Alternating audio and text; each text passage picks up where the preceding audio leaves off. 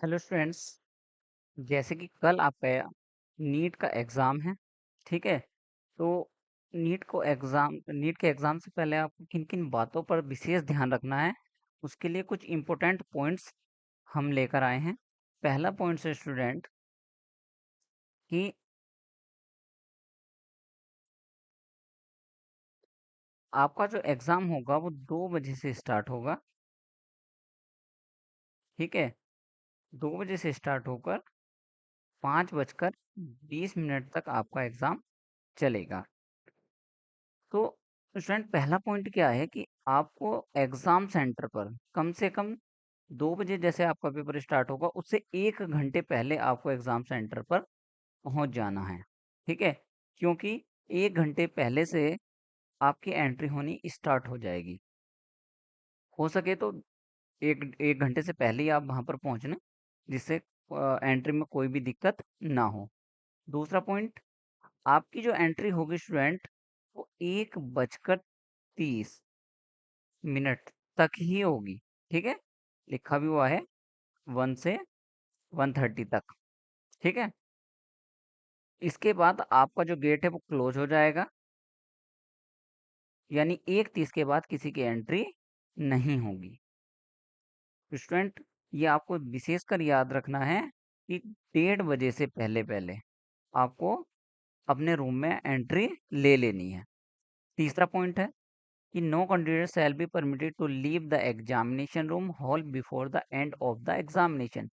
तीसरा पॉइंट में आपको स्टूडेंट याद रख बताया गया है कि जब तक आपका एग्जाम खत्म ना हो जाए उससे पहले आपको एग्जाम रूम से या एग्जाम हॉल से बाहर जाने की परमिशन नहीं दी जाएगी किसी भी स्टूडेंट को। फोर्थ पॉइंट में आपको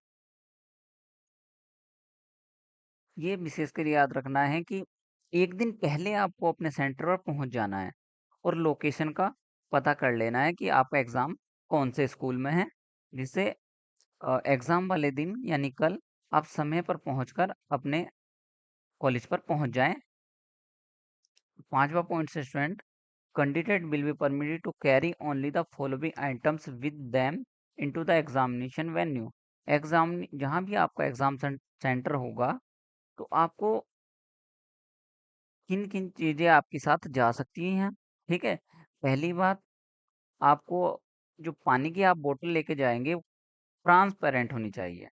ठीक है। मतलब कि साफ होनी चाहिए कि आपके पानी की बोतल जो किसी भी स्टिकर नहीं लगा होना चाहिए या बिल्कुल ट्रांसपेरेंट होनी चाहिए। दूसरा है रफ शीट एंड पेन। आप रफ शीट लेके जा सकते हैं। ठीक है। और एक पेन पेन आप लेके जाएंगे। हो सके तो एक से दो से ज़्यादा लेके जाना। ठीक है, क्योंकि समय पर पता नहीं होता कि कौन सा पेन बंद हो जाए। तीसरा पॉइंट है आपको student dress code. Dress code क्या होगा स्टूडेंट आपका, आप कोई भी प्रिंटेड शर्ट हो या जीन्स हो, आप उस वो आपके लिए अलाउ नहीं है। आपको उनको पहनकर नहीं जाना। या तो आपके पास सिंपल प्लेन शर्ट हो या ट्राउजर हो, वो ही सिर्फ अलाउ है आपके लिए। ठीक है।